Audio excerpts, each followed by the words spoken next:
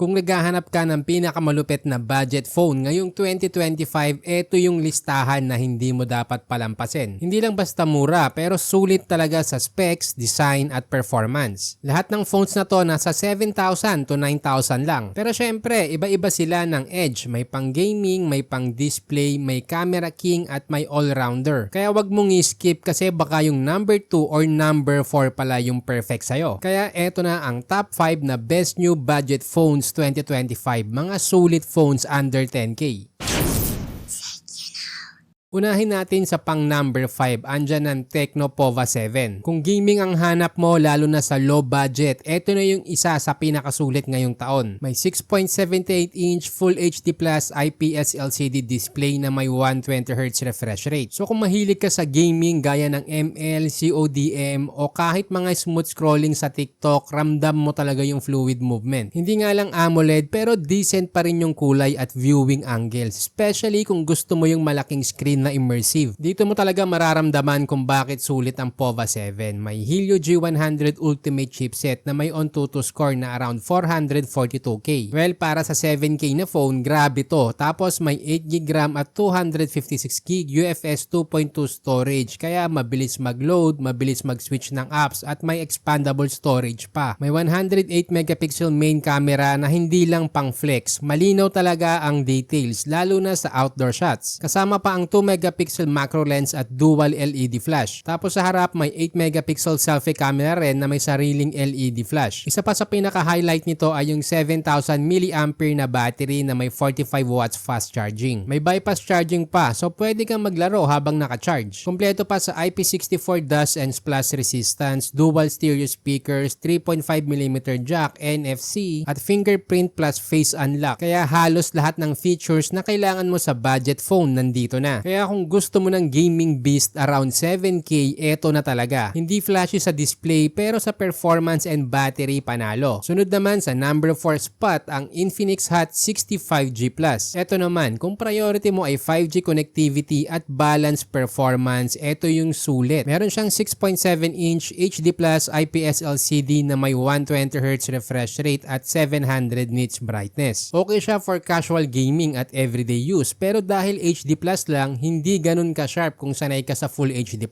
Pero kung performance ang habol mo, syempre, sulit pa rin siya sa presyo. Ito yung big factor dito, Dimensity 7020 processor na may AnTuTu score na 475K. Ibig sabihin may 5G connectivity ka na at mas efficient sa multitasking. Sa around 7K lang, bihira kang makakakita ng Dimensity chipset na ganito kalakas. May 8GB RAM, 256GB storage at expandable pa via microSD. Sa camera, average lang pero okay pa rin. May 50 megapixel main with 1440p video recording at 8 megapixel selfie camera. Hindi man flagship quality pero sapat na for social media content at decent low light shots. May 5,200 mAh battery na may 18 watts charging. Hindi man fastest sa list pero matibay sa standby time dahil nga efficient yung chipset. So kung gusto mo ng affordable 5G phone na hindi tinipid sa performance, Infinix Hot 65G Plus is a smart choice. Perfect pang online classes, work at daily gaming. Next natin sa number 3, ang Tecno Spark Slim. Ito yung phone para sa mga gusto ng premium display, sleek design at solid performance. Lalo na kung favorite mo si Baymax dahil kamukha niya lalo na yung color white nito. Meron siyang 6.78-inch 1.5K AMOLED display na may 144Hz refresh rate at 4500 nits brightness. Kaya sobrang liwanag at smooth. Kahit outdoor na may araw, kita mo pa rin ang screen. Protected pa ng Gorilla Glass 7i kaya hindi agad magagasgas. Para sa 8K phone, naka-AMOLED na may 144Hz, bihira yan boss. Powered by Helio G200 na may AnTuTu score na around 513K. So kahit multitasking or gaming, kayang-kaya. Plus, may 8GB RAM at 256GB UFS 2.2 storage. Kaya mabilis mag-open ng apps at mag-transfer ng files. Tapos naka-Android 15 with iOS 15 UI. May 50 megapixel main camera na kayang mag-record up to 2K at 30 FPS fps at 1080p at 60 fps. Although average lang ang camera pero pwede na. Sa harap may 13 megapixel selfie na malinaw at decent na rin naman ang kuha. Kahit ganito kanipis to, meron tong 5160 mAh battery na may 45 watts fast charging at 10 watts reverse charging. Meaning pwede mo pang i-charge ang ibang device na parang power bank. Ito yung isa sa pinakamagandang budget phones in terms of looks. Yung mapapalingon talaga yung katabi mo. Dahil manipis, magaan at may military grade shock resistance kaya may extra protection ka pag nabaksak. May dual stereo speakers with Dolby Atmos na rin kaya masarap manood o maglaro. Kaya kung gusto mo ng phone na slim, premium looking at all-rounder, Tecno Spark Slim ang sulit pick mo sa 8K budget range. Ngayon sa number 2 spot, nandyan ang Infinix Hot 60 Pro Plus. Ito naman yung premium version ng Hot 60 line at masasabi kong ito yung may pinaka-balancing specs sa presyo. Same size din sa Spark Slim na may 6.78-inch 1.5K AMOLED, 144Hz refresh rate, 440 ppi at 4500 nits peak brightness. Ang ganda ng color accuracy, perfect sa may hilig manood ng Netflix, YouTube or mag-scroll lang. Protected din ng Gorilla Glass 7i, so durable kahit madalas mong gamitin. Gamit din ang Helio G200 pero may higher Antutu score na around 576K. So mas optimized at mas stable lalo na sa medium games. May 8GB RAM at 256 storage pa rin. Ito na ang highlight, Sony IMX822 sensor at 50 megapixel main camera. Mas maganda ang image processing, mas malinaw ang details at dynamic range. Kaya din mag-record ng 1440p. Sa selfie naman may 13 megapixel. So kung mahilig ka sa content creation, malaking bagay tong Sony sensor. Same din, may 5160 mAh with 45 watts fast charging and 10 watts reverse charging. Ang kagandahan pa, may high-res audio, dual JBL tuned speakers at IP65 rating for dust and water resistance. Plus may 1.5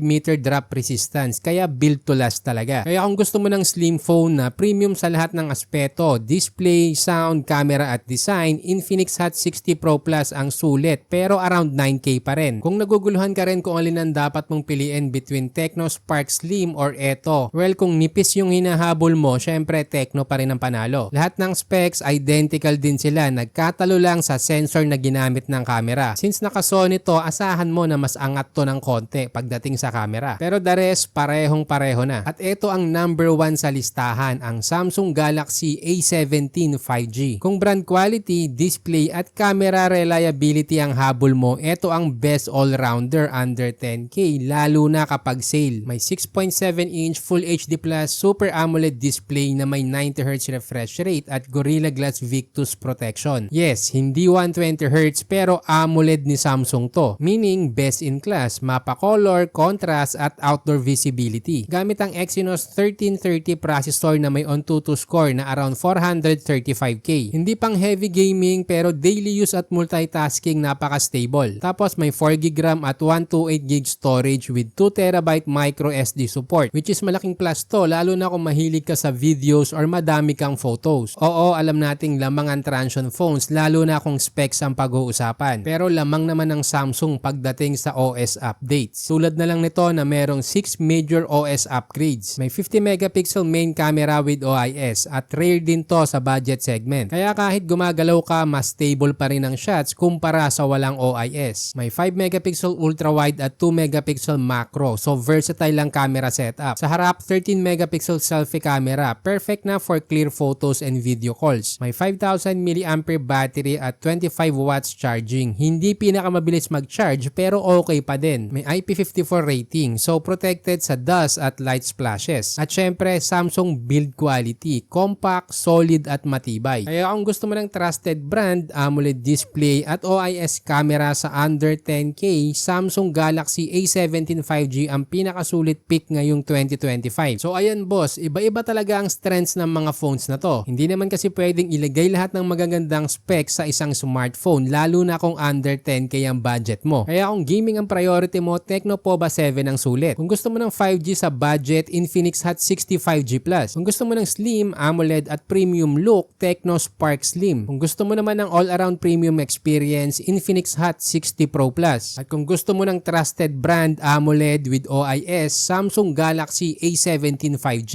Lahat sila may kanya-kanyang main feature, depende na lang kung saang anggulo mo titingnan. At yun ang dahilan kung bakit exciting exciting ang budget phone segment ngayong 2025. So alin dito ang pinakagusto mo, boss? Comment mo sa baba kung alin ang pipiliin mo, yung Gaming Monster ba o yung AMOLED King? At kung nakatulong tong video na to, don't forget to like, subscribe at i-share mo na rin sa tropa mong naghahanap ng sulit phone ngayong 2025 dahil baka siya na ang susunod na makahanap ng budget beast.